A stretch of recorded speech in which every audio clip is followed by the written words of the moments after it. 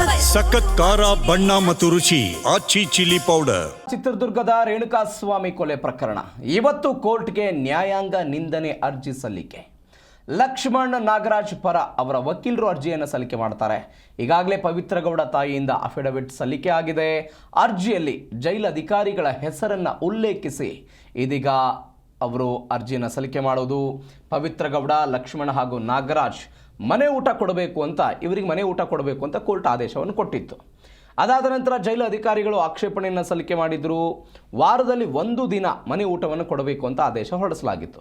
ಆದರೆ ನಾವು ಯಾವುದೇ ಕಾರಣಕ್ಕೂ ಕೂಡ ಅವರಿಗೆ ಮನೆ ಊಟವನ್ನು ಕೊಡಲ್ಲ ಅಂತ ಜೈಲು ಅಧಿಕಾರಿಗಳು ಹೇಳ್ತಾ ಇದ್ದಾರೆ. ನಮಗೆ ಜೈಲಿನ ಊಟ ಅಡ್ಜಸ್ಟ್ ಆಗ್ತಾ ಇಲ್ಲ, ಹೀಗಾಗಿ ಮನೆ ಊಟಕ್ಕೆ ಅವಕಾಶ ಕೊಡಬೇಕು ಅಂತ ಅವರು ಒಂದು ಅರ್ಜಿಯನ್ನು ಸಲ್ಲಿಕೆ ಮಾಡಿದ್ರು. ಹೀಗಾಗಿ ಅದು ಪೀಠದಲ್ಲಿ ವಿಚಾರಣೆಗೆ ಬಂದಿತ್ತು, ವಿಚಾರಣೆ ಆಗಿತ್ತು. ಅದಾದ ನಂತರ ಮನೆ ಊಟವನ್ನು ಕೊಡಬೇಕು, ಆದರೆ ಯಾರು ಊಟವನ್ನು ತೆಗೆದುಕೊಂಡು ಬರ್ತಾರೆ, ಏನು ತೆಗೆದುಕೊಂಡು ಬರ್ತಾರೆ, ಏನು ಎತ್ತ ಎಲ್ಲದರ ಬಗ್ಗೆಯೂ ಕೂಡ ಒಂದು ಡೀಟೇಲ್ಸ್ ಕೊಡಬೇಕು ಅಂತ ಕೋರ್ಟ್ ಹೇಳಿತ್ತು. ಎಲ್ಲವೂ ಆಗಿತ್ತು. ಆದರೂ ಕೂಡ ಜೈಲು ಅಧಿಕಾರಿಗಳು ಅವರಿಗೆ ಊಟವನ್ನು ಕೊಟ್ಟಿರಲಿಲ್ಲ. ಒನ್ಸ್ ಅಗೇನ್ ಮತ್ತೆ ಹೋಯಿತು. ಅದಾದ ನಂತರ ವಾರದಲ್ಲಿ 1 ದಿನ ಅವರಿಗೆ ಊಟವನ್ನು ಕೊಡಬೇಕು ಅಂತ, ಆದರೂ ಕೂಡ ಜೈಲು ಅಧಿಕಾರಿಗಳು ಊಟವನ್ನು ಕೊಡ್ತಾ ಇಲ್ಲ. ಹೀಗಾಗಿ ನ್ಯಾಯಾಂಗ ನಿಂದನೆಯ ಅರ್ಜಿ ಸಲ್ಲಿಕೆಗೆ ಈ ಆರೋಪಿಗಳು ಮುಂದಾಗಿದ್ದಾರೆ. 57ನೇ ಸೆಷನ್ಸ್ ಕೋರ್ಟ್ನಲ್ಲಿ ಇದರ ಬಗ್ಗೆ ವಿಚಾರಣೆ ನಡೆಯುತ್ತೆ.